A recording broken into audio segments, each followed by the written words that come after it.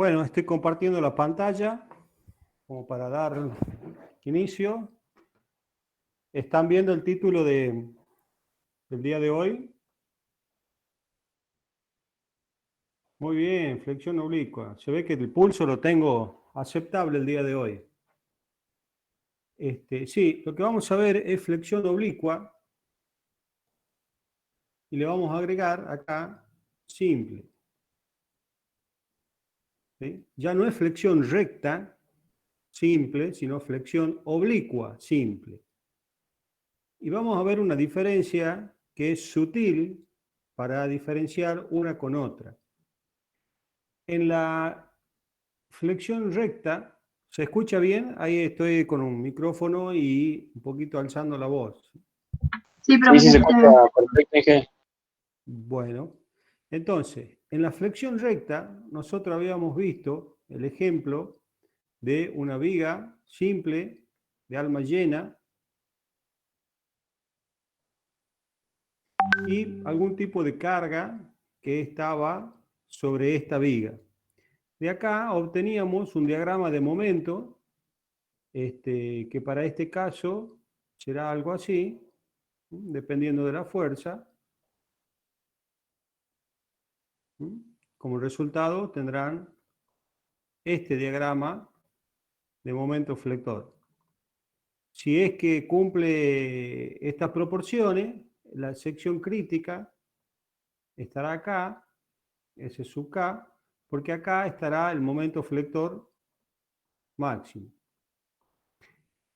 Y lo que nosotros hacemos es darle una dimensión a esta sección. Acá están pidiendo ingresar, a ver, vamos a...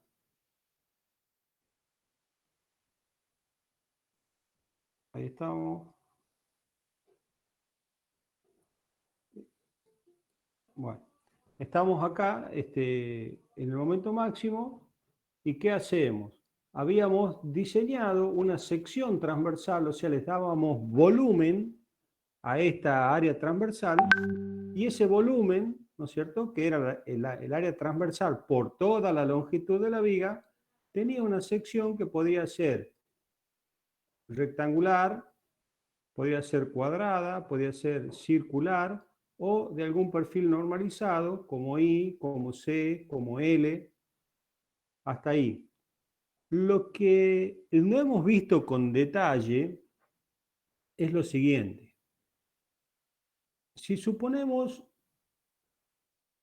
un perfil así, por ejemplo, un perfil doble T,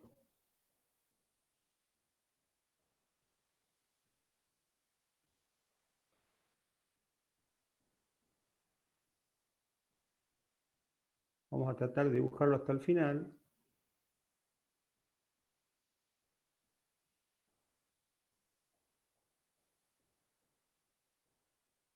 Esto, bueno, se une con este. ¿Sí? El apoyo está acá y el otro apoyo está en el otro extremo. La carga, si ustedes recuerdan por la definición de viga de alma llena, estaba contenida en un plano pi de simetría. Acuérdense de eso, en un plano pi de simetría, que hacía que tanto el lado de la izquierda sea exactamente igual al lado de la derecha. O sea, que tenía simetría respecto de este plano pi. Las cargas que ustedes están viendo acá, estas cargas que están señalizadas acá, están aplicadas, concentradas en este plano pi. ¿Sí? ¿Recuerdan de esto, verdad?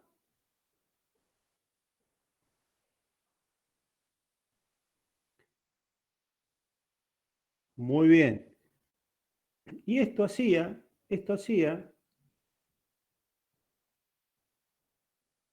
que yo podría hacer la teoría de la viga de alma llena y podía poner el momento simbolizado acá y que visto en la viga, ¿sí?, estaría así.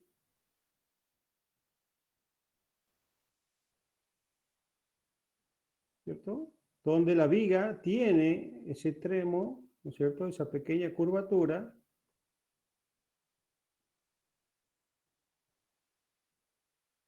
Y quedaría un poquito curvada, como estamos viendo acá en este dibujo de la izquierda. Y el momento está aplicado así. Y este momento forma parte o está contenido, ¿sí?, dentro del plano pi, que cruza justo por ahí. Bueno, ahí un poco estamos viendo cómo un resumen, digamos, del concepto de dónde están ubicadas las cargas y por qué se llama flexión recta. Se llama flexión recta porque la carga, ¿sí?, está, fíjense, a 90 grados con respecto del eje ZZ que habíamos visto, ¿sí?, de esta carga. Ahora, saquenle una impresión a esto para ustedes.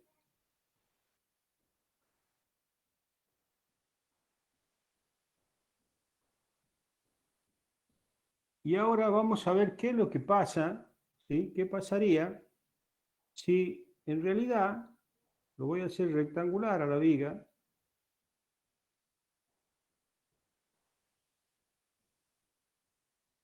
¿Qué pasaría? Ahora estoy haciendo una viga, digamos, de sección rectangular. Acá está el baricentro. Este, el plano ZZ. Este es el plano X. Y estábamos viendo que este es el eje Y. Si queremos ordenarlo, ponemos así. Bueno, ¿qué ocurre entonces si el momento, por ejemplo, está aplicado con respecto a esto? La fuerza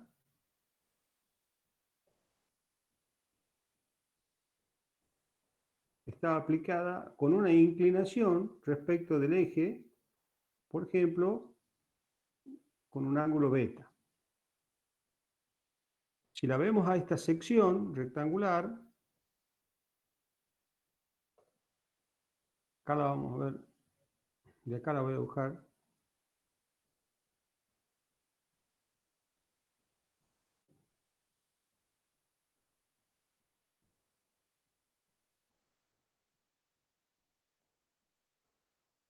Lo que estamos diciendo es que la carga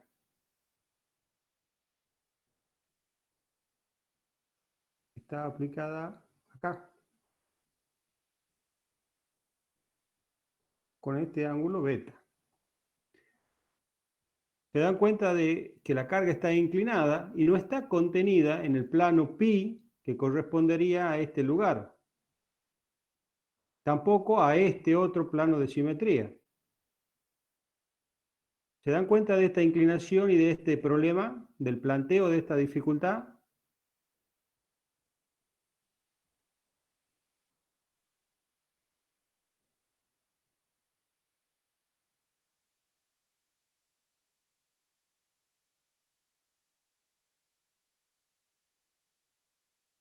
¿Escuchan? Sí, ingeniero.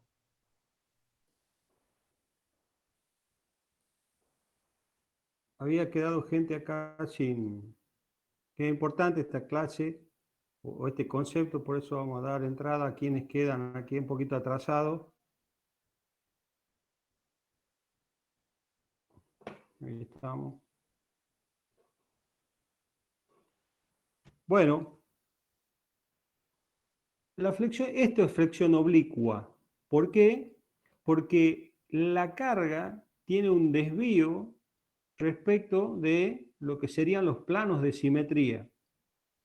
Esto se resuelve aplicando el círculo de Moore para tensiones y el círculo de Moore para momentos de inercia, que nosotros no lo hemos desarrollado, pero sí le tenemos la solución más fácil de aplicación práctica. Fíjense ustedes que, si recuerdan, yo el vector, si tenía una dirección y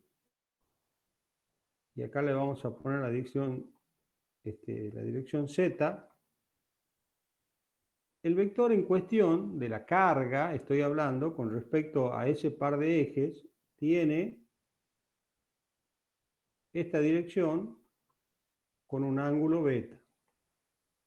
Por el principio de suma de vectores o suma de componentes, yo puedo determinar una componente en este plano, que le puedo llamar f en la dirección de z, y la otra componente con f en la dirección de y. Eso ustedes lo saben ya a esta altura que pueden hacerlo. Profesor, ¿Sí? o sea, la flexión es oblicua porque no está en el plano de simetría, no porque esté inclinada. Muy bien. Porque no coincide con ninguno de los planos de simetría. Y en realidad, en rigor de la definición, cuando ustedes lo vean en la bibliografía, va a decir que no coincide con los ejes principales de inercia. O sea, la carga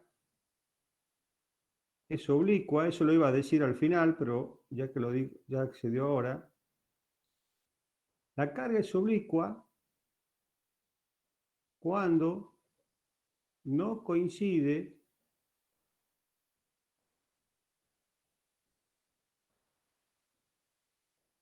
con ningún eje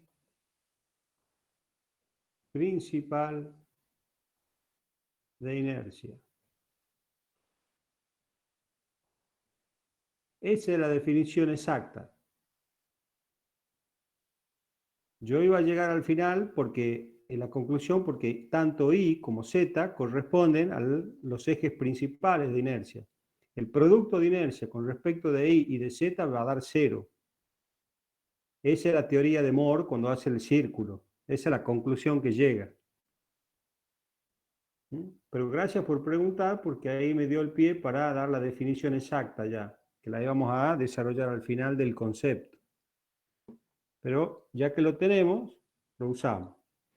O sea, pasa que mi duda es porque nosotros veíamos antes una fuerza F, por ejemplo, que estaba en el plano pi, pero estaba inclinada y también era flexión recta. Claro, muy bien, sí, sí. Y acá esta fuerza F podría ser, digamos, paralela al eje Y. Ya Entonces, le aclaro su duda. Usted está confundiendo inclinaciones en distintos planos. ¿Por qué? Voy a usar, no quiero ensuciar esta parte, voy a ver si me da el tamaño del espesor para que no sea tan fino. Pero a ver, vamos a desarrollar esto para que ustedes lo puedan ver mejor. Bueno, voy a necesitar un trazo más grueso, así que voy a guardar esto para poder abrirlo después.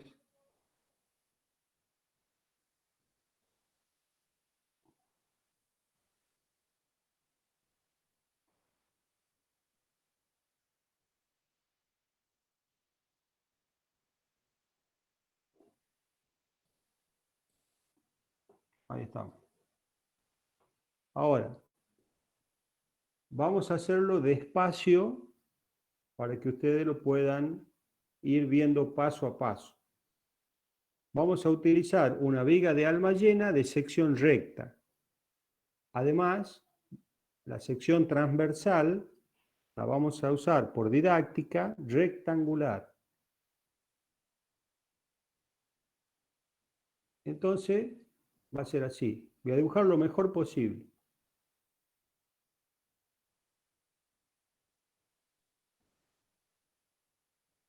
Ahí.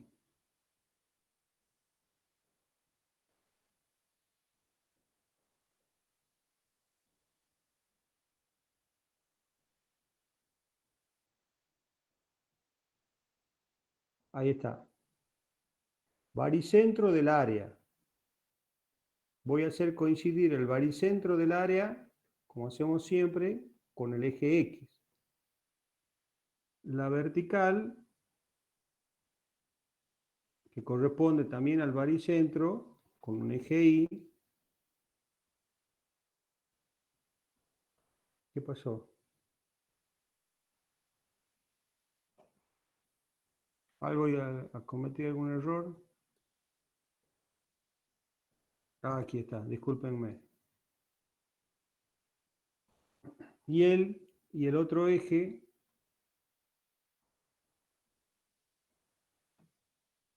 Z. Ahí nos estamos ubicando, a ver si hasta ahí comprendemos, que tenemos tres planos. ¿Se dan cuenta que tenemos tres planos? Tenemos un plano que conforma X con Z. Le vamos a llamar el plano XZ, que sería un plano horizontal. Después tenemos otro plano, que sería el IZ, que es un plano vertical, pero que está en profundidad. Y después tenemos un plano, y lo tomamos así, el plano IX, que sería un plano en vista de planta, el que más usamos, que es este, IX, ¿sí? Donde si yo dibujo así, estaría X acá y ahí el eje Y. Y esta vista quedaría representada por una línea. Ahora, ahí estamos identificando los tres planos. ¿Todos tienen identificado los tres planos? Sí, Inge, perfecto. ¿Hay alguien que no lo vea? Bien. Continúo. Sobre este plano IX, yo tengo la mitad de esta viga. Sobre este plano IZ, ¿sí? Tengo la otra mitad. Y ¿sí? Que ahí va a formar 90 grados. Y sobre el horizontal voy a tener este plano, digamos, que sí, como si cortara por la mitad a esta barra por acá. La separara en uno superior y en uno inferior. Cuando nosotros graficamos en la viga de alma llena, en este plano, en el plano IX, dibujamos la fuerza de esta manera, F, es una fuerza que está inclinada, un ángulo alfa, pero está contenida en este plano. En este plano. O sea, yo he dibujado una fuerza así. Contenida en el plano IX. O sea que solamente tiene un ángulo alfa sobre este plano. Pero no tiene un ángulo sobre el otro plano que yo puedo dibujarla así. Esta sería una fuerza que está contenida en el plano IZ, que acá no la veo. Si yo la tuviera que ver acá, a esta fuerza puesta justo sobre la sección transversal, vería una línea acá, nada más que una línea. No la vería esta inclinación, porque esta inclinación está con la vertical, no está contenida en este plano. Y si pusiera una fuerza acá, pero en este plano IZ, ¿sí? Sería una fuerza sobre el horizontal. Que acá veo un punto, porque está sobre un horizontal, que puede tener un ángulo con respecto a ese horizontal. Entonces, lo que yo he estado viendo es que tengo la posibilidad, esta, yo tengo Y, X y Z, bueno, ahí ha quedado más desprolijo, más que sucio que otra cosa.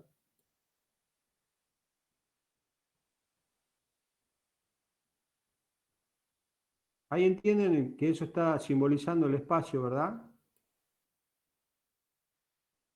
Esto, ¿se entiende qué es el espacio? Sí, Bueno, entonces, fíjense que yo puedo asumir que esta F, esta IX, que está en este plano, es una componente de un vector en el espacio, nada más que está en este plano. Entonces yo puedo hacer así, este vector.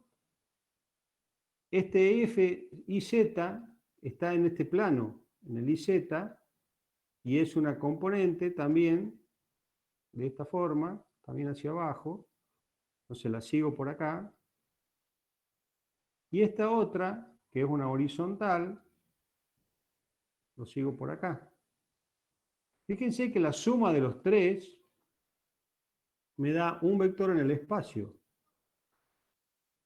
Un vector en el espacio que va a tener, con respecto al plano vertical, un ángulo, con respecto al horizontal, otro ángulo, ¿sí? Y yo lo puedo determinar cómo está en el espacio. Resolviendo de otra forma, eso es construirlo, yo lo puedo descomponer. Vamos de nuevo al espacio, X y Z, y puedo tener un vector cualquiera en el espacio, ahí, el vector B. Si yo proyecto este vector B sobre dos componentes en el plano, ¿qué tengo? B sub X en el plano XZ. Y después la otra componente que va desde acá hasta acá, ¿sí? Estas dos. Pero también voy a tener una componente sobre la vertical, B sub I. ¿Hasta ahí lo ven? Esto es descomposición de vectores en el espacio. Entonces, si yo tengo la sección transversal puesta así, fíjate que esta componente, esta vector real, ¿sí? Actúa sobre este plano y sobre un plano que es paralelo a X. El plano que es paralelo a X no produce momento, solamente esfuerzo normal. En cambio, esta componente horizontal, acá, sí produce un momento y esta vertical también. Entonces, cuando vos ves en el plano este ángulo, lo estás viendo en un solo plano. Y cuando yo hablo de flexión oblicua, la fuerza está inclinada, ¿sí? en el espacio. O sea que vos lo tenés que ver de los dos lados. Justamente por eso se llama oblicua, porque actúa sobre dos ejes. Cuando yo lo descompongo, fíjate que actúa sobre este eje, sobre este otro, pero esta componente no, porque no produce momento. Esta no produce momento. Pero esta componente sí y esta otra sí. Bueno, creo que no sé si me pudieron llegar a entender bien en el espacio. Eso tienen que practicar esto en estos dibujos. Lo puedo dibujar de otra forma.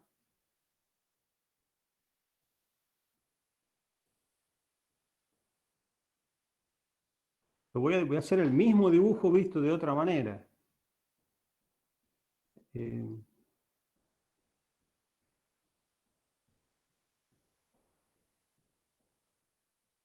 Le voy a dar una visión más inclinada a esta viga, perdón.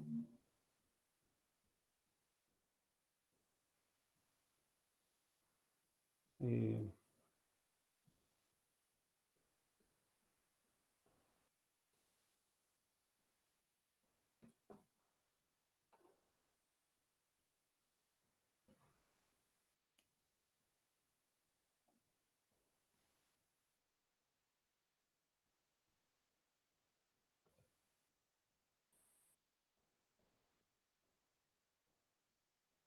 la vamos a ver casi de frente, inclinada hacia la derecha. Así más o menos se dan cuenta, estando esta parte ahí. Imagínense que esta es la viga, ¿no es cierto? Entonces yo con colores voy a separar los planos. Fíjense, voy a hacer un rectángulo que corresponda a esta rebanada, como quien diría una rebanada horizontal. Y con uno que corresponda a la rebanada vertical.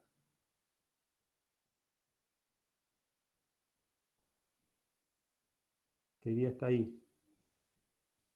Acá tengo dos planos. Tengo un plano que es así, un pi, y después tengo otro plano horizontal, que es así, y su prima. ¿Se dan cuenta de estos dos planos? Sí, jefe. Bien. Entonces, si en esos dos planos, la dibujo acá limpia para que nos podamos orientar mejor, ¿sí? Fíjense que si yo esta viga la tomo acá justo en el centro, ahí, sobre este plano, acá tengo la vertical y acá la horizontal. ¿Se dan cuenta de esta imaginaria vertical y de esta imaginaria horizontal? Por las dudas las dibujamos. Acá tengo una imaginaria horizontal y acá voy a dibujar una imaginaria vertical, pero que están sobre esta cara. Sobre esta cara. Fíjense que si ahí yo aplico una fuerza F, justo ahí, pero que no se desvíe de este plano vertical y horizontal, cuando mire solamente la cara rectangular, lo que voy a ver, visto desde ahí, es esta línea imaginaria horizontal, esta línea imaginaria vertical y la fuerza F justo ahí inclinada. ¿Se dan cuenta cómo es el trabajo en los planos?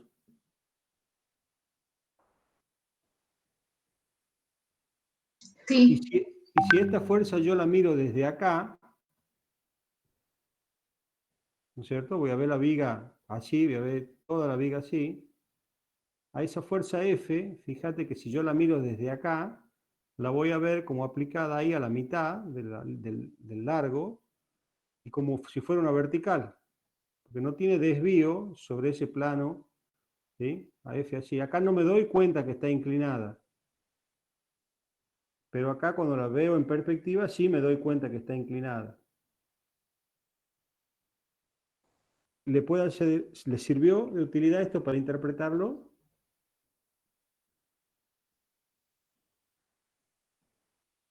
Sí, profe. Bueno, si quieren copien esta laminita para ustedes que les va a servir de guía. Así volvemos a la anterior. Observe que acá está la inclinación sobre este eje principal vertical y este otro eje principal horizontal. Que acá te das cuenta, porque ahí está el baricentro. Entonces aplica sobre el baricentro la proyección, pero no coincide, fíjense, con el eje principal vertical, no está coincidiendo con el eje y tampoco está coincidiendo con el eje principal horizontal. Como la carga no coincide con las direcciones de estos ejes, se dice que la carga es oblicua. Y lo que nosotros queremos hacer para facilitar el cálculo es descomponerla en una fuerza que sí coincida con uno de los ejes, sería Fx en este caso, y con la otra fuerza que sí coincida con el otro eje principal, ahí, Fi. Fíjense ustedes que a este tema ya lo saben resolver, porque esta fuerza va a producir un momento tal que el sigma de la flexión, por esa fuerza I, va a ser M, producido por la fuerza I, dividido en W. ¿Cuál W? En este, sobre este W, que sería ZZ. Si es que hemos llamado ZZ este. Y entonces la pregunta viene, ¿ustedes saben resolver esta fuerza?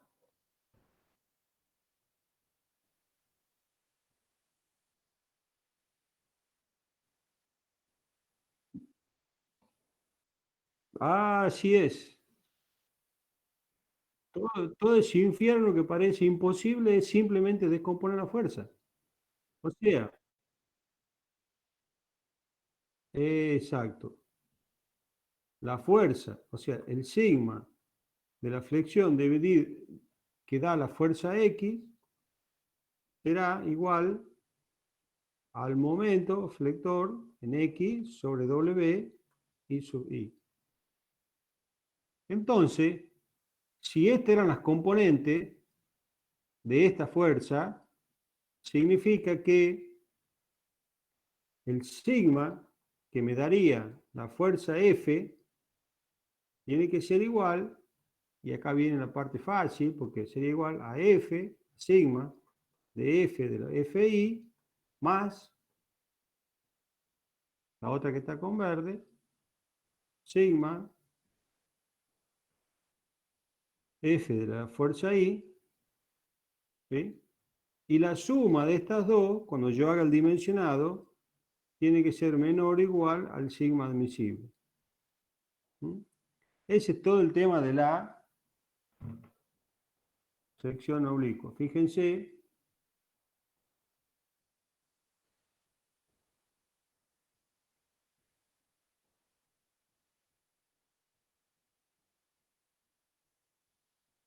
ahora nos fijamos en lo que teníamos antes, esperando que abra acá un poquito.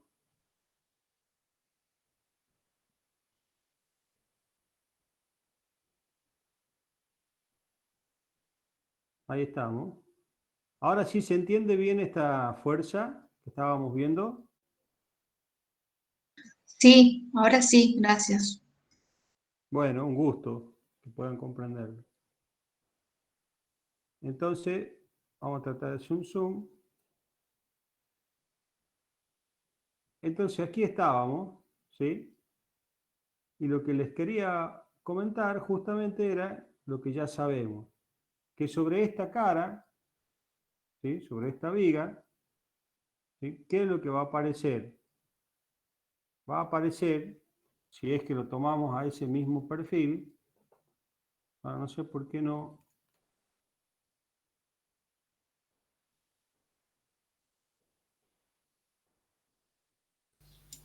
Profe, vaya a abrir y ahí le va a dar la opción que lo abra con el Paint. Sí, gracias, sí está por buscar. Ahí, no, a la derecha hay una opción de abrir y ahí le va a dar la opción que abra con el Paint. No, está tomando. Ahí está. Bueno. Entonces acá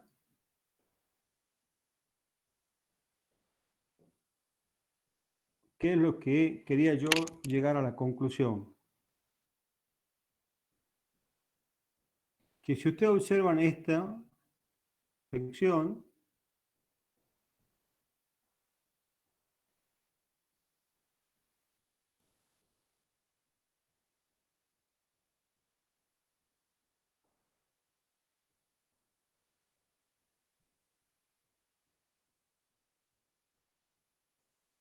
si es que la tenemos un poquito así agrandada, y este es el baricentro, ¿qué es lo que van a tener? Respetando los colores que vimos recién, en cualquier diferencial de área van a tener un sigma debido a una de las componentes, ¿sí? supongamos que esta sería a la componente FI, ¿sí? Que me va a dar un momento respecto perpendicular a este eje, que era el ZZ, cuando lo graficamos nosotros, por convención. Entonces, sigma de la fuerza I será el momento que produce la fuerza I sobre el módulo resistente ZZ. Y sumado a esto, ¿sí? ¿Qué íbamos a tener? Otra, porque las dos tienen la particularidad que son normales, sigma F de la fuerza, en este caso sería Fz, porque es la otra componente que estaba de este lado, lo voy a dibujar así. Esta es la vertical y esta es la que es perpendicular a la... Sería esta componente, ¿verdad? La que va sobre este eje. Cuando la inclino, va sobre este eje. Y Fz, sigma debido a la fuerza Z, y acá quiero que me digan ustedes, sería el momento producido por la fuerza Z, pero el módulo resistente, ¿cuál sería? El adecuado, acá.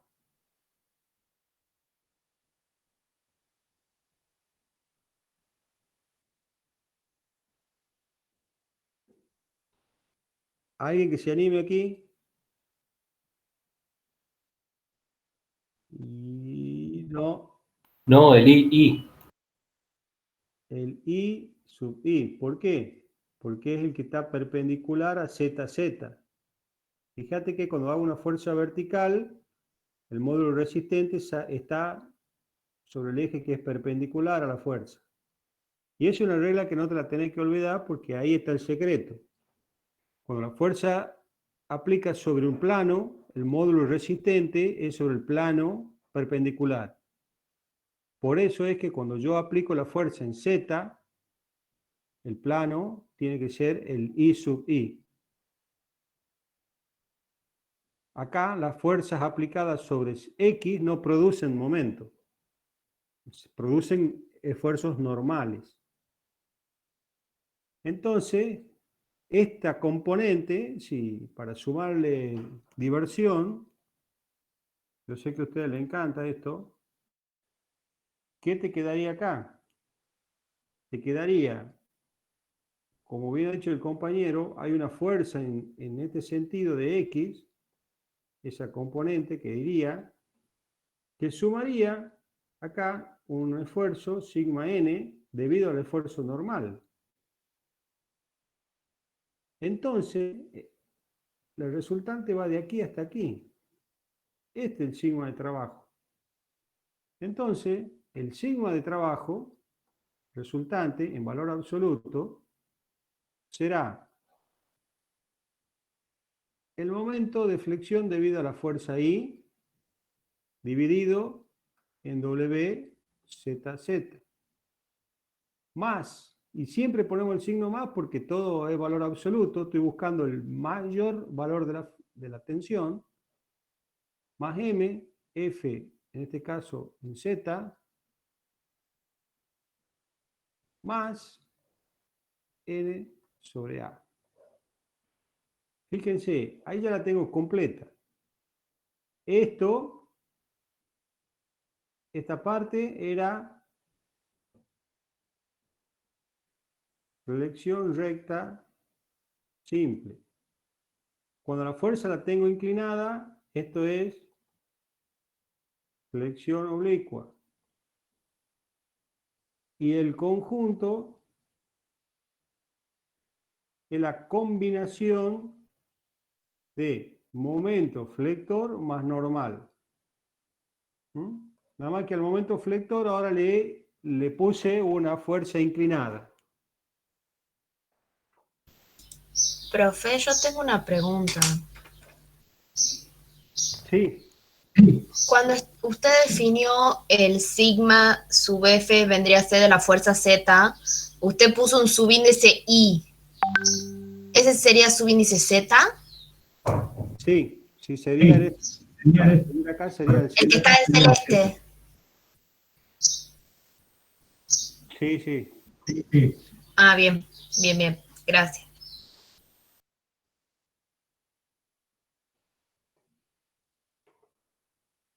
Creo que acá está. A ver, vamos a hacer.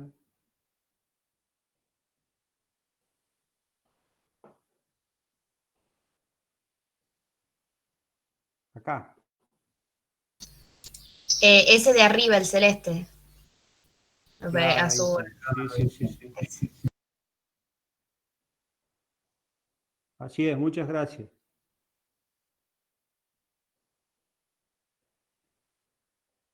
Bueno, ustedes, digamos, dirán, y bueno, ¿y esto dónde se aplica? Porque hasta ahora no lo hemos visto en un ejemplo.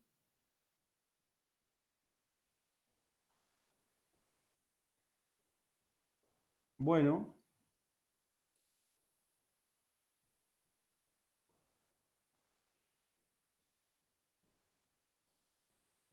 vamos a hacer un ejemplo, pero el ejemplo va a ser conceptual. No, no vamos a resolverlo numéricamente porque no nos da el tiempo. Observen, nosotros habíamos visto, por ejemplo, las vigas de alga llena con techos o esas cabriadas que estaban formadas quizás por un techo parabólico, ¿sí? Que tenían unas columnas, de un galpón podría ser, enterradas en el piso, y acá había ese tipo de correas, de eje curvo en este caso, con una cierta configuración. También vimos, por ejemplo, un techo a dos aguas, el más común, ¿sí? También con una columna en cada extremo, y una viga que estaba acá soportando la chapa de cobertura, que podría ser una viga W, por ejemplo. ¿Mm? ¿Se acuerdan de esta figurita de las primeras reuniones? Deben recordarlas ustedes. Bueno, acá hay un tema de cómo se une la chapa con esta viga. Acá lo que tenemos es la chapa en sí misma, un trozo de chapa, y acá está la viga en paralelo, un trozo de ese tramo, o sea, un zoom de este círculo. Y acá quizás pueda haber una viga C, donde yo clavo la chapa en esa viga C y a su vez clavo la madera de esa viga en esta viga C que hace de soporte. Si miro ahora este detalle, tengo la viga, el techo, esta viga C y acá el soporte. Pero el viento, acá está el baricentro de esta viga C, el viento nunca sopla de arriba hacia abajo. La lluvia sí, podría ser, pero el viento siempre sopla quizá con una inclinación. ¿Sí? El viento, supongamos que la presión del viento sea así. Entonces, sobre la chapa, la fuerza, si vos tomás la presión del viento por el área de la chapa, va a ejercer una fuerza de esta manera. O sea, aplicado acá, fíjense que no coincide ni con el eje principal vertical del área del perfil C, ni con este otro. Si a ustedes se les presenta este problema, tienen que resolverlo por flexión oblicua, porque a esa fuerza la pueden descomponer en una fuerza que vaya en este sentido y en la otra componente en este sentido. Y ahí se les resuelve el problema. ahí tiene una de las aplicaciones más usadas de la flexión oblicua.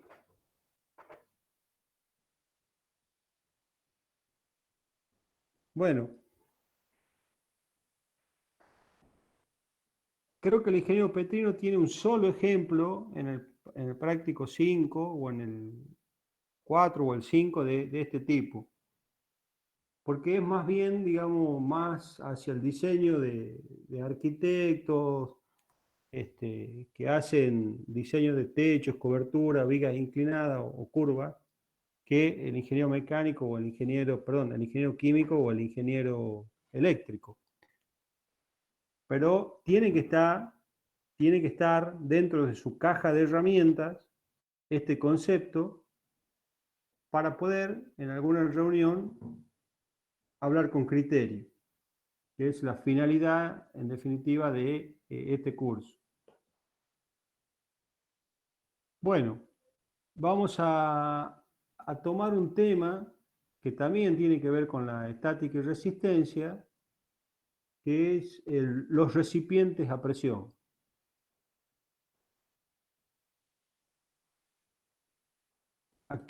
¿Les queda algunas consultas sobre este tema de flexión oblicua?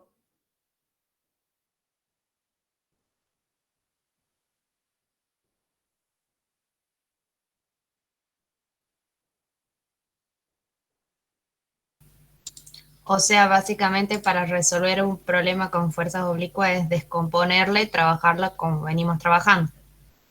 Exactamente. Bien, gracias. El resto de los chicos, porque no escucho siempre las mismas voces. Si bien no los identifico de forma personal, pero sí ya a esta altura del año, de las voces las identifico. Como no tengo abierto el Meet, no me sale quién es el que está hablando, ni siquiera una foto de perfil. Así que a las voces las reconozco, pero ustedes son 48, creo que están en este momento conectados. 58. 58. Por lo menos acá unidos en esta reunión. Sin embargo, siempre escucho 3 o 4 tonos de voz y me gustaría saber qué pasa con los otros 54.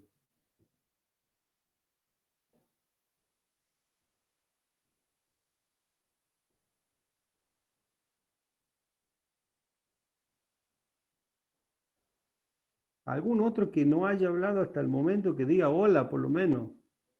Por favor, a ver si están por ahí.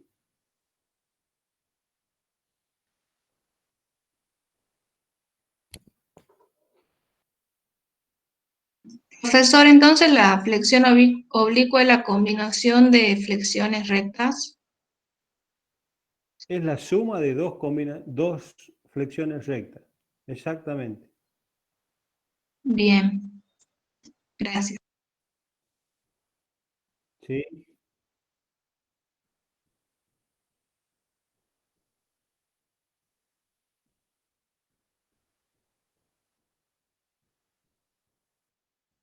Sí. Cuando usted analiza la flexión,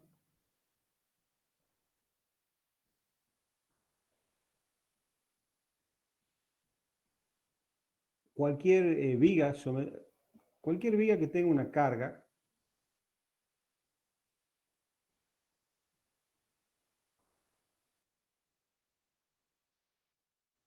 correcto, muy bien. Nosotros claro, nosotros habíamos dicho este tipo de carga, entonces el diagrama de momento de este era así, y el diagrama de corte era así, ahí. Y aquí el corte es igual a 0 y la normal es igual a 0.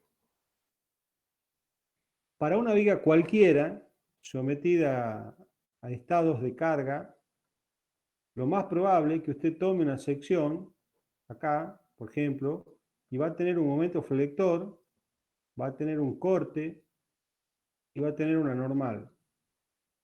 Si es que esta flexión en una cierta carga, por ejemplo, F, tiene además una inclinación del plano principal, va a tener una flexión oblicua. ¿Me sigue?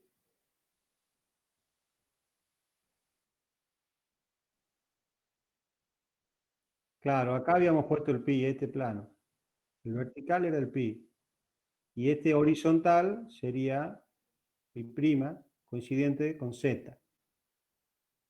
Entonces acá ya vimos esto, que si inclino la fuerza, me aparece esto otro. Pero el corte no me va a cambiar, porque quizá va a tener el corte sobre el área, sigue siendo la fuerza sobre el área. Si usted quiere, a este la puede descomponer en un corte en X más un corte en Z. La normal no tiene componente, sigue siendo normal, porque va sobre el eje, digamos, del baricentro. Y después había la otra, que era el momento torsor, que le sumaba una tensión tau, ¿sí? Entonces fíjese que de acá usted tiene la lámina que vimos la vez pasada. Acá tendrá M de la fuerza I sobre WXX más M de la fuerza Z sobre WZZ. De acá tendrá un tau debido al corte en X más un tau debido al corte en Y. Pero estos son sumas, ¿no es cierto? De cada uno de estos. La normal tendrá un sigma normal y este tendrá un tau debido a el momento torsor. Cada uno de estos nosotros lo estudiamos por separado, como les decía, y el esfuerzo compuesto, o lo que sería la flexión compuesta, sería la flexión más cualquiera de todos estos. Entonces, la solución a eso es resolverlo a cada uno por separado. Entonces, si resuelve a cada uno por separado, lo que va a obtener es lo siguiente. El sigma de trabajo igual a, el máximo sigma de trabajo será igual a n sobre a, con su respectivo signo, acá, más m de la fuerza I sobre W y sub XX. Vamos a escribir bien para que le quede.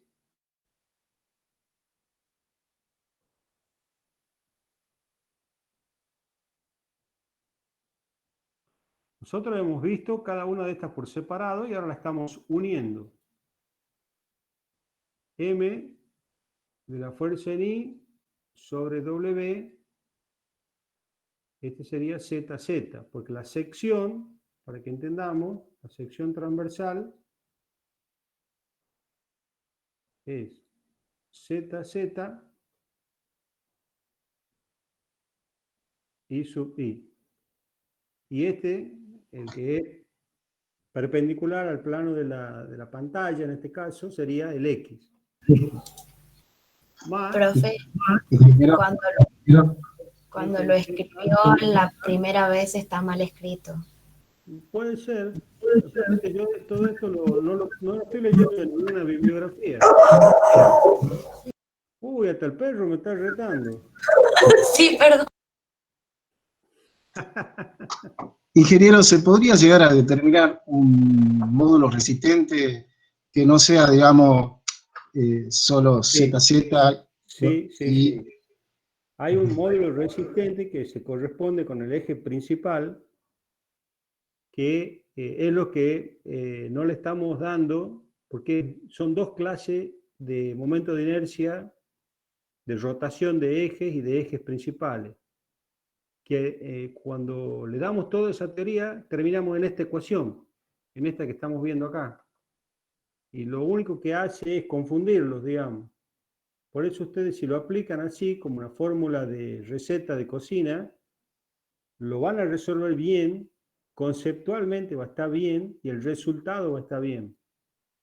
O sea, tenemos confianza en que la aplicación de esta fórmula es correcta.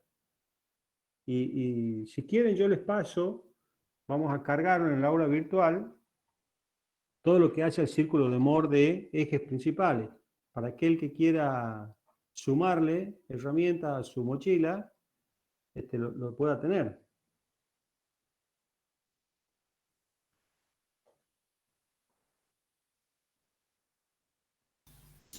Profe, yo le decía lo de la ecuación porque no me quiero confundir cuál es la que está bien. Es el momento flexor de la fuerza I sobre el módulo resistente ZZ, ¿verdad? Claro.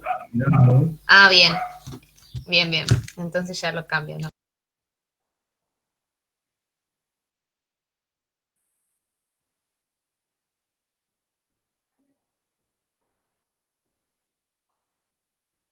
Ahí tenemos el tau.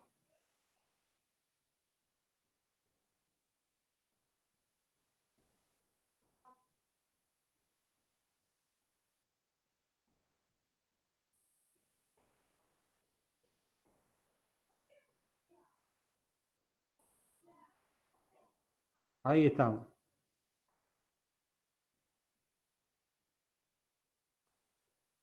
Y esto es Moore. ¿Sí? Bueno, acá las tenemos ya al nivel de ustedes, completo con picante, lechuga y tomate. Que es un poquito más larga que la que teníamos en la reunión pasada, pero ahí ya tienen toda la combinación posible. Flexión compuesta, oblicua, más el corte en dos planos, más el momento torsor, y todo ello combinado hacia la máxima tensión principal. Si ustedes logran en su anteproyecto volcar todo este conocimiento, están muy, muy cerca del resultado final. Y está, ¿por qué se usa hasta acá en los cálculos generales? Porque acuérdense siempre que están aplicando un coeficiente de seguridad en este sigma admisible que es de 2, de 3 y de 4, según la protección que vayan teniendo. Entonces, ir a una precisión para un proyecto general donde quieran ahondar en más detalle de la composición de tensiones, como el movimiento virtual y todas esas cosas, esas teorías más complejas, no le agrega demasiado al proyecto.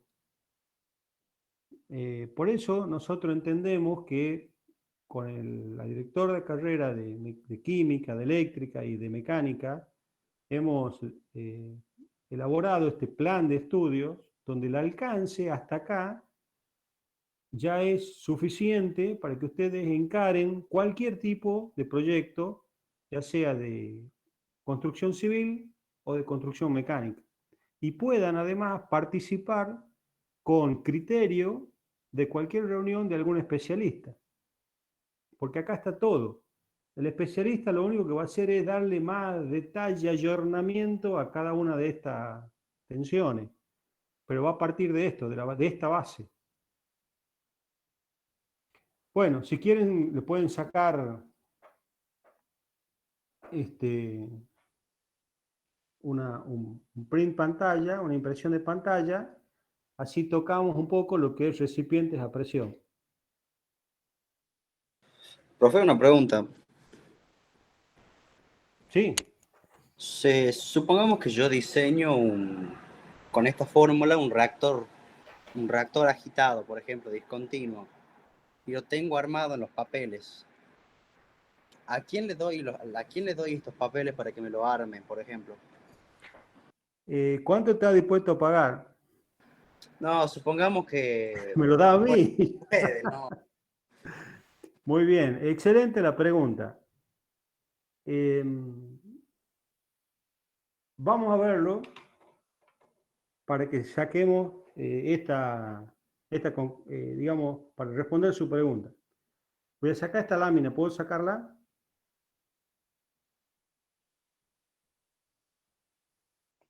Sí, profe.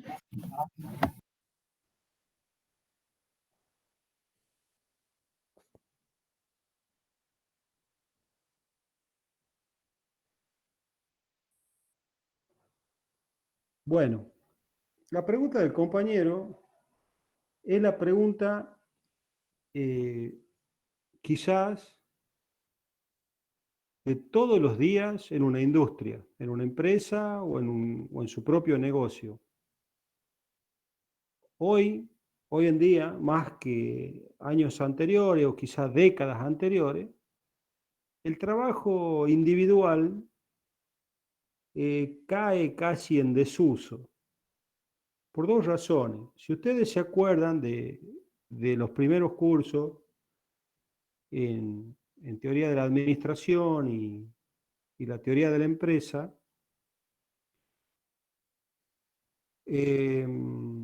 hay una teoría de la especialización de trabajo donde se dividían las tareas. En una comunidad, por ejemplo, para resaltar la economía, si una persona quería resolver todas las dificultades, o sea, tenía que conseguirse su alimento, fabricar el alimento, amasar el pan, construir su mueble, etcétera, etcétera, era un sabelotodo que no terminaba de hacer las cosas nunca y tampoco terminaba de adquirir plenamente el conocimiento de todas las disciplinas que les hacía falta para desarrollarse. De ahí surgió la división de tareas, la revolución industrial y etcétera, donde vino la especialización del trabajo, donde el panadero se dedica a hacer pan, obtiene un rendimiento, un valor de intercambio, que sería el dinero, y con ese dinero va a otro especialista, el carpintero, que le haga el mueble, y así sucesivamente la historia que conocemos. Hoy eso está ya es muy complejo, y ya se llaman grupos multidisciplinarios o redes, ¿sí? O redes de contacto, redes de trabajo, y además la virtualidad, la globalización de la información ha hecho que haga una integración donde nosotros, como profesionales, me voy a centrar en las actividades de ingeniería que tenemos nosotros, o que pretendemos tenerla, tenemos que tener una muy buena visión general y hacernos, mi consejo, especialista en algún ítem.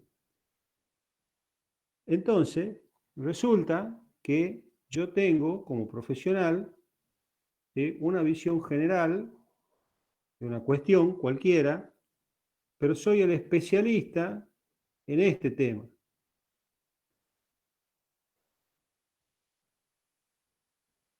Para resolver un problema, por ejemplo, el caso que usted dijo, el reactor, fíjense lo siguiente. Hoy, un reactor empieza primero por la reacción. ¿Quién es el que sabe diseñar la reacción? Vamos a suponer que el ingeniero químico. El ingeniero químico diseña qué es lo que va a ocurrir con los elementos y los componentes químicos dentro del reactor. Y hasta ahí, capo el ingeniero químico. Pero resulta que lo tiene que poner adentro de algo, lo tiene que contener en un volumen.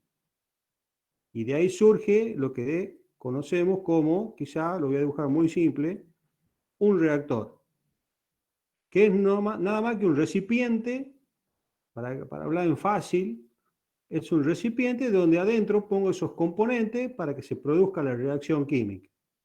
¿Hasta ahí voy bien? Sí, Perfecto. Posiblemente esta reacción química produzca presión y temperatura, o requiera de presión y temperatura. ¿Mm? Y además, todos los componentes químicos de acá tienen un peso que hay que contener. Entonces ya este recipiente adquiere una pared de contención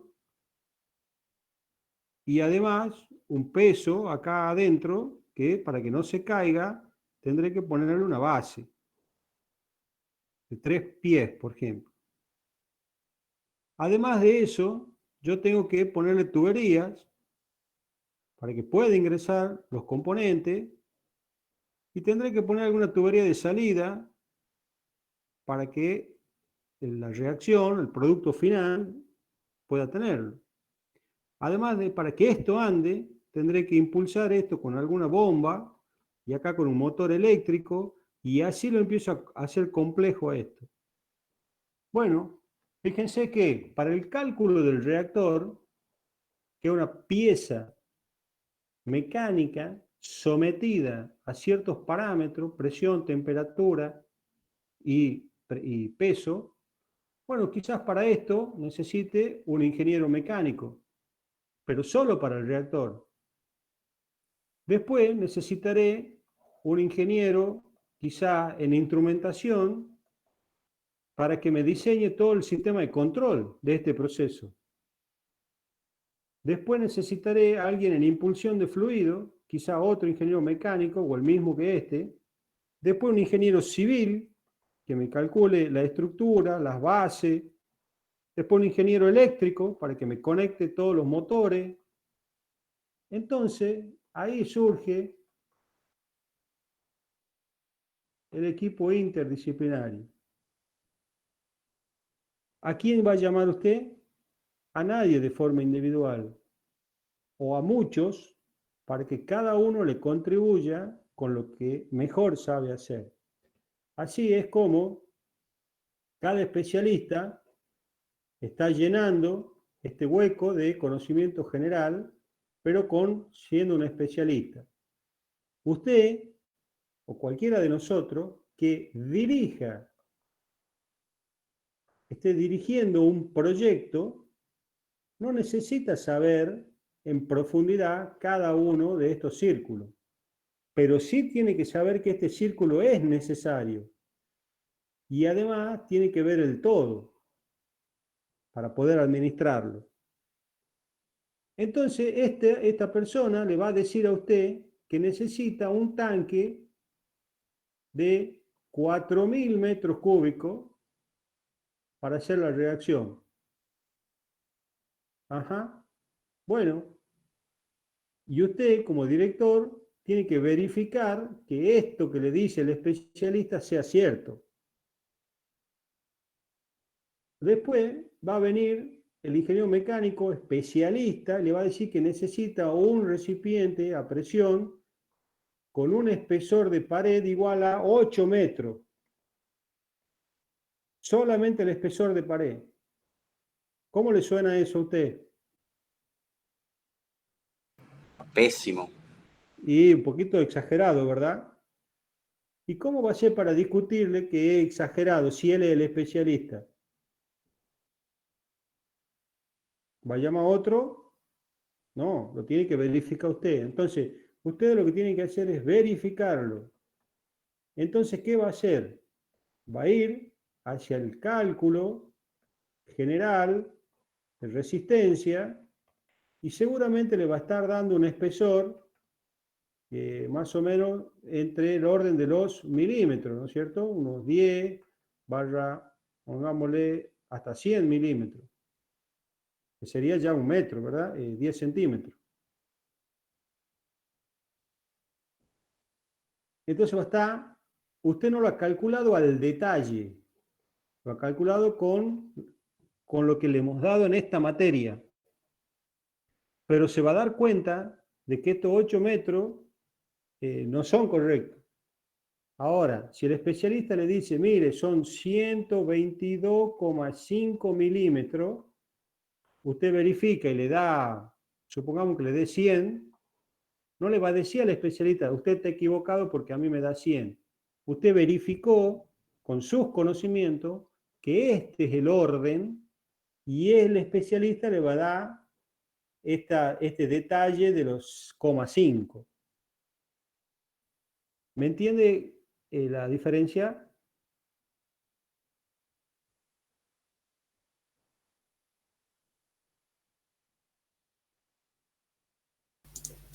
Sí, profe. Entonces, los ingenieros tienen dos quizá grandes posibilidades de tareas. Tienen una posibilidad de tarea de especializarse en algo y la otra de ser generalista. Generalista también es una especialización, es la especialización de la administración. ¿Sí? Sabe poco de algo en específico y sabe mucho de todo. Eso es lo que dicen. Es la típica, de ahí deriva el que sabe, sabe, y el que no sabe, jefe, digamos. ¿Sí? Porque ¿a qué apunta? El que no sabe la especialidad, pero lo sabe dirigir al especialista y lo sabe controlar. Entonces, lo que ustedes están llevando de este curso, lo que nosotros pretendemos que ustedes puedan aprender, y cuando digo nosotros, estamos hablando de los directores de carrera, junto con los docentes que le damos la asignatura, de que usted tenga la suficiente cantidad de herramientas en términos de conocimiento para que sepa evaluar un proyecto en general y poder verificar aquellas cuestiones que le da el especialista. Por ejemplo, los ingenieros electricistas, ¿no es cierto? Dice, ¿y a dónde aplico yo esto? Bueno, fíjense, por ejemplo, en un par motor, de un motor sincrónico o de un motor asincrónico, va a tener que verificar el árbol, ¿sí? Con respecto a la parte del rotor de ese motor. Y se va a dar cuenta de si ese motor tiene un árbol demasiado grande o demasiado pequeño. Otra cuestión para el ingeniero electricista es, por ejemplo, cuando se avería un motor, cómo seleccionar y reemplazar la base del motor o los rodamientos de un motor, que lo van a ver en parte de árboles y eje. Hay una bolilla y una parte donde van cojinetes y rodamientos de elementos rodantes como cilindros y esferas, los fabulosos rulemanes. Otra cuestión, por ejemplo, en un ingeniero electricista, es cómo determinar los pesos y las masas para el soporte de un generador vertical o la crapodina de un ventilador, o, por ejemplo, seleccionar el acople adecuado entre un motor y un accionamiento, o entre un generador y su máquina impulsora, como puede ser el árbol de una turbina de gas, el árbol de una turbina de vapor, etc. Más o menos vamos comprendiendo el objetivo de esta asignatura. Sí, profe. Y como para tener una dimensión del error que uno comete a la hora de verificar lo que hace el especialista, si yo quisiera diseñar un reactor, por ejemplo, un reactor, pues yo estudio ingeniería química y estamos en condiciones de temperatura y presión dentro de todo tranquilas, nada muy exagerado. Si yo me lo planteara diseñar solo, sin necesidad de un especialista, ¿qué tanto le estaría errando? O, Con las herramientas que estamos por brindarle nosotros, claro, le diría que no más de un 10-15%. ¿y es aceptable? Claro, porque mire, ahora ya no nos queda tiempo para desarrollar recipientes a presión, pero básicamente un recipiente a presión consta, mire, usted ya lo sabe resolver, ya le diría desde ya. Nada más que tiene que poner un poquito de esfuerzo. Y ahora vamos a hacerlo rápidamente. Un recipiente a presión consta de, generalmente, el ideal es una esfera. ¿Por qué una esfera? Porque si tengo una presión interna, esa presión se distribuye de forma homogénea en todas las paredes de ese recipiente. Lo que sería un globo. ¿De acuerdo? Pero bueno, acá ustedes habrán visto, por ejemplo, si alguno tuvo curiosidad, estos globos se usan mucho para gas licuado y quizás muchos de ustedes habrán visto arriba de un camión, ¿sí? A veces están los camiones, y acá está la cabina, habrán visto esferas arriba de un camión y acá dice YPF. ¿Habrán visto algo de eso ustedes? Sí, Bueno, estos son recipientes a presión para el transporte de gas licuado. Muchas veces también han visto la famosa chancha, por su aspecto parecido a un cerdo, que es un tramo cilíndrico con dos tapas en los extremos y adentro hay gas licuado también. Y adentro hay presión. ¿Esto qué hace? Parte la esfera, ya teníamos una esfera, la parte en dos, le pone un cilindro y ¿qué hace? Aumenta el volumen, o sea, la capacidad que tiene acá adentro. Pero seguramente la presión que puede soportar este elemento es menor respecto de la presión que puede soportar este otro elemento. Seguro. Bueno, ustedes también han visto un generador de vapor, también es un recipiente a presión, un sifón de soda, también es un recipiente a presión, un matafuego o extintor, también es un recipiente a presión, y así. Y el reactor también lo es. Nada más que el reactor generalmente puede ser algo muy parecido a esto, o lo pueden poner de forma vertical, como un tanque vertical, que no es más que esto puesto de forma vertical. Bueno, fíjense, vamos a hacer un cálculo muy sencillo, que ustedes lo van a entender perfectamente, y después lo desarrollamos en la próxima reunión.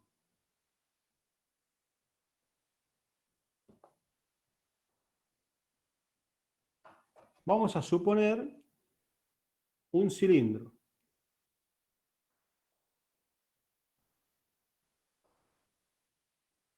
Un cilindro y que tiene una pared, ¿sí? O sea, un cilindro con un espesor E. Dentro del cilindro yo tengo un gas, vamos a suponer que es un gas en principio, con una presión P. P interior. Si yo lo miro a este cilindro,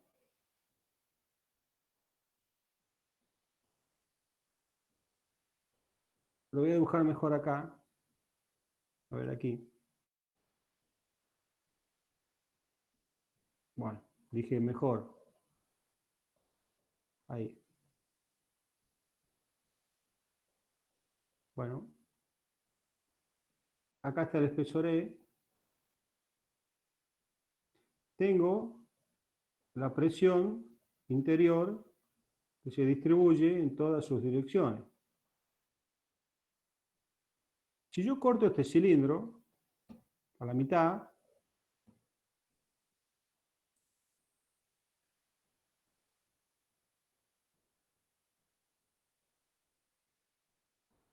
y vamos a suponer que el cilindro tiene una longitud de L igual a 1, a 1 metro, 1 centímetro, lo que ustedes quieran, sobre esta mitad, fíjense que actúa igualmente la presión P sub I. Entonces, sobre esta mitad, yo tengo la presión P sub I así. Voy a tomar esta. Ahí tengo así. P sub I. Y a esta, fíjense que yo la puedo descomponer en una horizontal y en una vertical, con este ángulo. Del otro extremo, la complementaria, también tendrá una vertical y una horizontal. Si yo hago la suma de fuerza en esta mitad, esta se anula con esta. Y me quedan estas dos componentes. En el caso extremo de este punto, donde las horizontales son 0, fíjense que siempre la que va hacia arriba, la suma me da P sub I. ¿Hasta ahí lo entienden? Sí, Inge. Bien. Y este, digamos, sería el radio interior. Y después tenemos el radio exterior y acá el espesor E. Entonces, fíjense que toda esta área, que sería, digamos, si yo corto acá, me da esta área, toda esta área vale L por E, porque tiene este espesor de acá y esta longitud. ¿Estamos de acuerdo en eso? Sí. Para que esta mitad esté en equilibrio con la otra mitad, yo voy a tener acá un sigma, ¿sí?, que es perpendicular a esta área. Y acá también. Entonces, observen que sigma por toda esta área tiene que ser igual a la presión interna por toda la proyección del área interior del cilindro. Porque fíjense que las componentes siempre actúan sobre la vertical, porque las horizontales se suman y dan igual a 0. Si yo quiero hacer la ecuación de equilibrio,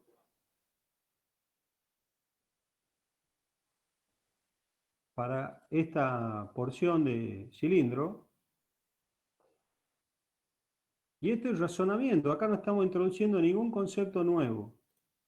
Es todo cosa que ya conocemos, nada más que el planteo es lo que se adecua. Sigma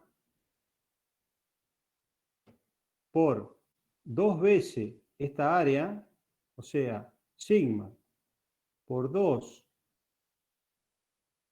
el área vale el espesor por la longitud L, tiene que ser igual a la presión interna por esta área, que ¿cuánto vale el área, la proyección del área? Vale 2 veces el radio por L. Entonces, L con L, el 2 con el 2, sigma, me queda sigma por E igual a P sub I por R. De acá, la incógnita es E, porque usted al radio R ya lo tiene, o sea, R, ¿qué es lo que, cómo, de dónde saca R? Y bueno, del volumen que necesita para hacer la reacción. Le dirá que necesita un tanque de 400 metros cúbicos y ahí dirá, bueno, 1 metro de longitud y el área, etcétera, sacará como dato R, ya lo tiene. Entonces, su incógnita es sigma, porque si, su incógnita es el espesor, porque sigma, si lo construye de acero, ya lo tiene al dato. Y como sabe la presión interior, ya la tiene. Una Entonces, consulta. espere, que ya despejo acá. Entonces su dato, su incógnita es E, y el espesor E es igual a P sub I por R sobre sigma. En los libros, a esta ecuación, usted lo tiene como la relación E sobre R, donde E sobre R es la presión interior sobre sigma. Así se lo conoce en la bibliografía. Entonces ya tiene diseñado por lo menos el espesor de la pared del tanque. Ahora sí, escucho, por favor.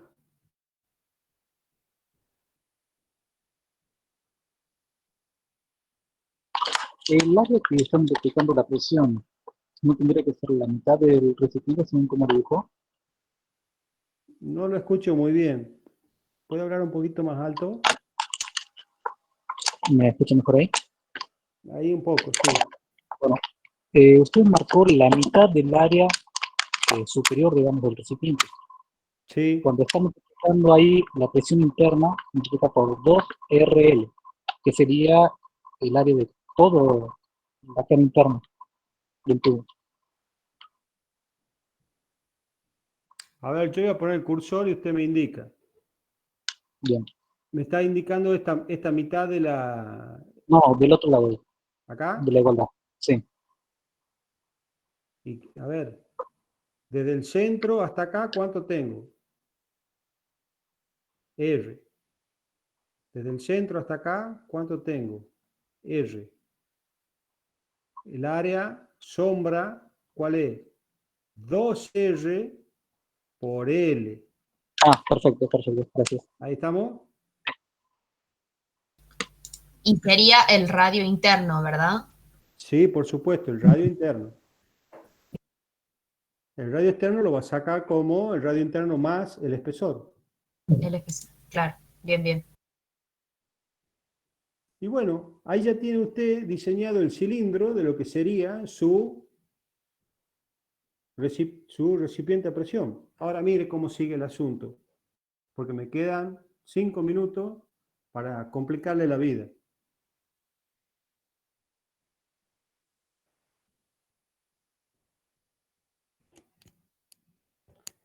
Resulta que el recipiente a presión, usted ya tiene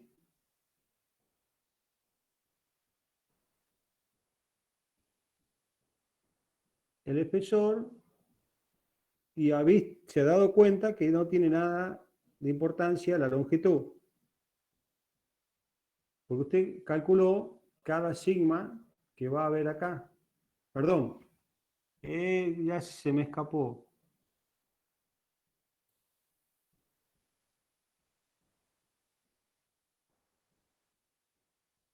Usted lo que ha calculado es que si hace un corte acá, el sigma que calculó es este.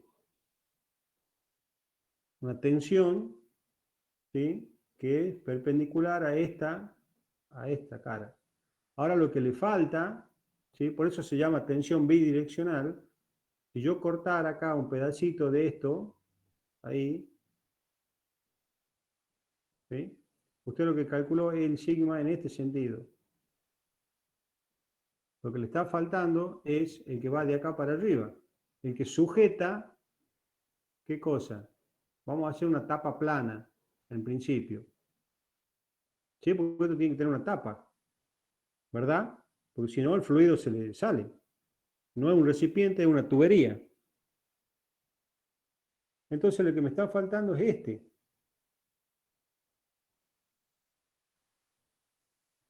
este sigma en el sentido axial.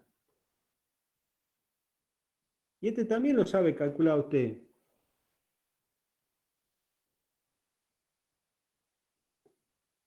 A ver, que alguien se la ingenie. Profe, no entiendo. ¿Por qué el verde estaría en el sentido horizontal? Porque El usted sigma puede, verde. claro, porque usted puede cortar, en vez de tomarlo acá, supongamos que yo haga acá y corto así. Entonces, acuérdese que usted ha hecho esto.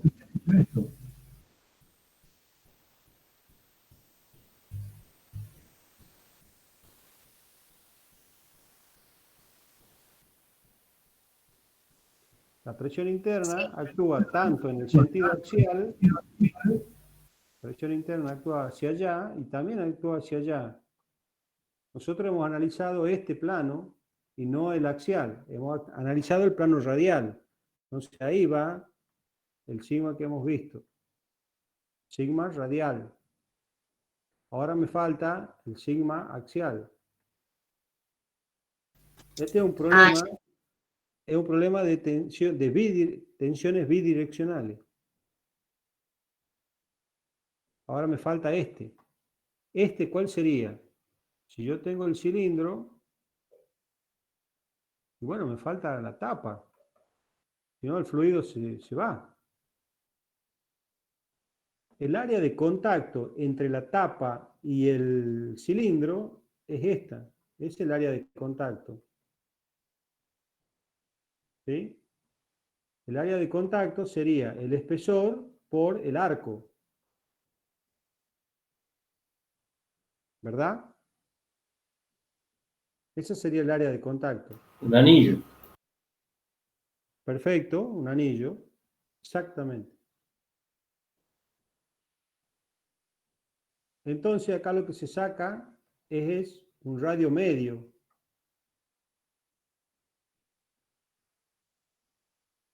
Para poder obtener el arco medio por el espesor. Como no tengo el diámetro todavía, olvidándome de este tema, supongamos que hubiese empezado por la tapa, no tengo el dato del radio interior, entonces pongo el radio medio. Si quiero ser muy preciso de forma matemática, tengo que poner esto, digamos, para la presión acá, como RI más E igual a RE. Pero la complico la expresión matemática nada más. Y el asunto es observar cuánto es la fuerza F que saca la tapa hacia arriba. Entonces yo tengo que relacionar sigma por E, que esto sería la fuerza de resistencia, y esta sería la fuerza de acción. Y esto se lo dejo a ustedes. Me gustaría que para el lunes que viene tengan resuelto esta parte, la tapa.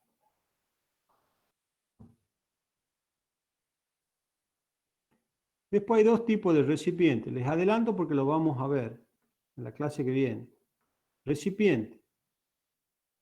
Que los recipientes de presión son reactores, ¿no es cierto? Vos le llamás reactor porque adentro hay presión. O sea, una presión mayor a la presión atmosférica. Tenés de pared delgada, que se resuelve con la teoría de la membrana, y tenés de pared gruesa, que se resuelve con la teoría de la tubería. Lo que nosotros estamos haciendo es resolviéndolo con la tubería, porque estamos dándole un espesor a esto bastante considerable. Bueno, les adelanté a fines de evacuar dos consultas. La aplicación de la mecánica en su carrera, de esta asignatura en particular, o sea, para entender qué es lo que estamos haciendo, qué objetivos perseguimos y cómo a ustedes les va a ser una herramienta útil. Y después una respuesta a una pregunta puntual que me dio el pie para el tema que sigue, que son recipientes a presión. Pero ustedes ya ven que con las herramientas que hoy tienen y pensando un poquito, planteándolo, tienen todas las herramientas para resolver y calcular un reactor perfectamente, o cualquier recipiente a presión, porque ya tienen los lineamientos. Usted se habrá dado cuenta que yo no he introducido ninguna teoría nueva. Lo único que hice es plantear una hipótesis y un equilibrio de fuerzas, nada más. ¿Se ha dado cuenta de eso?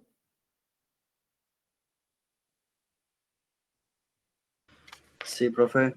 Y puede ser que no hemos tenido en cuenta la presión que genera la columna de agua en las distintas alturas, si fuera un reactor parado, bueno, en vertical.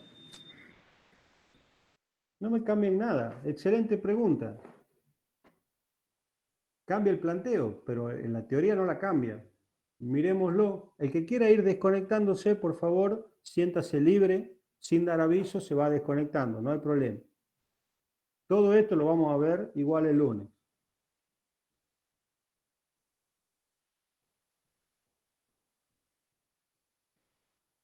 Vamos a ver lo que usted plantea. No sé cómo es su nombre. Así lo llamo por el nombre. José Ignacio. Nacho, debe ser para los amigos. Sí. Nachito para alguna otra persona. Bueno, el recipiente de presión vertical, vamos a verlo, y vamos a ver que, para hacerlo simple, lo vamos a ver primero como si fuese un tanque abierto.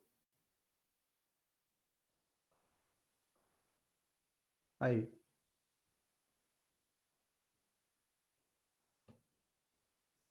No le vamos a poner un pie, nada todavía. Un tanque de un cierto radio R. Y vamos ¿a qué altura le quiere dar de agua? ¿Usted hasta el borde o quiere que tenga una altura que no llegue hasta el borde? Y no debería llegar al borde. Dígame usted, 3/4. Bueno, sí. 3/4 de L, acá tengo mi nivel libre máximo, que es la condición más exigente que va a tener el tanque. Si yo veo esto en una vista lateral, voy a tener así.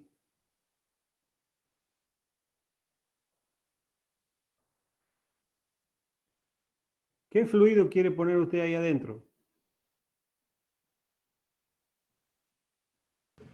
Y supongamos que es agua, pero está tan con reactivos, pero está tan bien diluido que se aproxima al agua.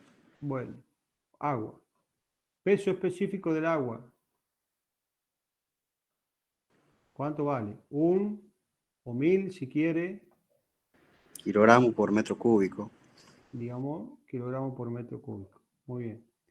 ¿Cómo es el diagrama de presiones del agua con respecto a la altura? Un triángulo, triángulo rectángulo. Así, ¿verdad? Depende de H. Pero de H medida desde acá. Entonces, sobre la pared del tanque, como bien usted lo ha mencionado, tiene una presión. Y tiene una presión sobre la pared del tanque.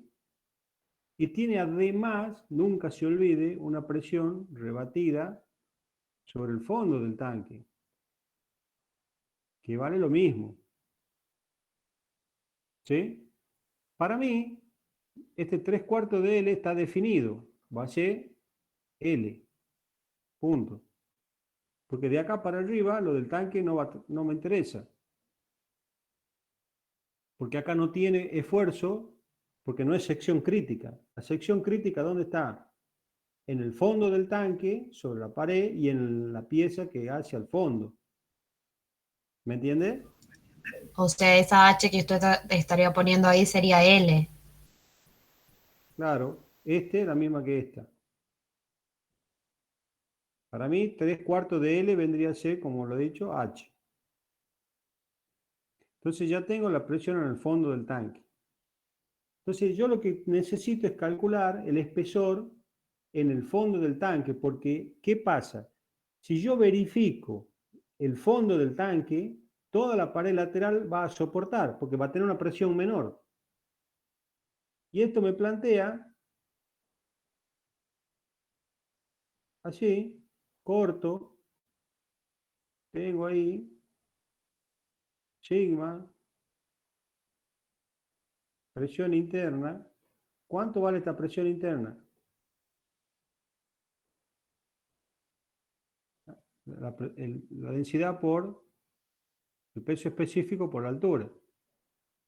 Y habíamos dicho que E sobre R, o sea, el espesor sobre el radio, era igual a la presión interna sobre el sigma del acero, o el material que yo lo esté construyendo. Reemplazo la densidad por H, el material, como ya tengo el radio, listo, construyo un tanque con ese espesor en material acero. Se acabó el problema. Y si lo aguanta, a ese espesor lo va a aguantar al fondo. Todo el fondo del mismo espesor. Claro, uno lo diseña para el caso más desfavorable. Correcto. Ahora, ¿qué hace la norma API? La norma API es una norma que se dedica únicamente al diseño de tanque. Lo que le permite la norma API es lo siguiente, que si el tanque es muy alto, usted, para economizar, hasta acá, use un espesor. De aquí hasta la otra parte, use un espesor más delgado, que lo verifica con esta presión de aquí. Y desde el nivel libre para arriba, usa un espesor más delgado. Trata de copiar esto, ¿no es cierto? Que se llama pared, así se llama, de igual resistencia. Cuando usted hace esto, lo que hace es que el sigma en cada tramo sea igual. El sigma va a copiar, el sigma es constante y lo que varía es el espesor. Fíjese aquí. ¿Sí? Si yo voy disminuyendo la altura, o sea, voy bajando la altura, y si mantengo constante el espesor, sigma cae para mantener la igualdad. Ahora, si acompaño bajar, disminuir la altura y disminuir el espesor, mantengo sigma constante. ¿Sí? Y eso hace que se economice material y se economice dinero, principalmente. Bien, ahora le vamos a poner una complejidad. Vamos a decir que al tanque lo cerramos con una tapa hermética y además le agregamos una presión interna, porque esto, cuando empieza a reaccionar, ¿sí?, genera presión, hace burbuja, por ejemplo, una fermentación, y si yo lo tengo cerrado, el gas que desprende genera presión interna. ¿En qué me cambia el problema? En nada. ¿Por qué? ¿Por qué en nada? Porque ahora yo voy a tener la pared del tanque, el fondo. Desde acá tengo la presión que es propia del peso del líquido. Y además, cuando esto empiece a hacer la fermentación y a incrementar la presión interna, lo único que va a hacer es a todo esto sumarle la presión interna del gas. O sea que usted va a tener ahora esta presión interna resultante, que es la que voy a poner aquí. Perdón, acá. ¿Y en qué me cambió el planteo? Nada, en el valor dato de la presión. O sea, la teoría no me cambió el dato. ¿Comprende? Sí, sí se entiende. Bueno, ustedes con eso ya están capacitados para darle un espesor a este reactor. Replican ese espesor acá y ya tienen todos los componentes del reactor. Bueno, por supuesto que esto le falta la tapa, y si este diámetro es muy grande, ¿sí?, este diámetro es muy grande, ya cambia la ecuación del cálculo del piso, porque ustedes tienen que tener en cuenta dos cosas: la flexión del fondo, ¿sí?, según los apoyos que tengan. Entonces, el fondo ya no se lo calcula como viga, sino se lo calcula como placa, que también lo vamos a ver el lunes. Bueno, a mí me gusta mucho que ustedes avancen con las preguntas porque es lo que en definitiva van a aplicar. Digamos, estas preguntas se las van a hacer cuando estén ya en su vida profesional y es muy bueno que se les ocurra ahora y no cuando tengan el problema real. O sea, ahora es el momento adecuado para todas las consultas. Ahora son gratis las respuestas, después ya no. No por parte mía, ¿no? Sino porque la vida se los cobra. Bueno, ¿alguna pregunta más?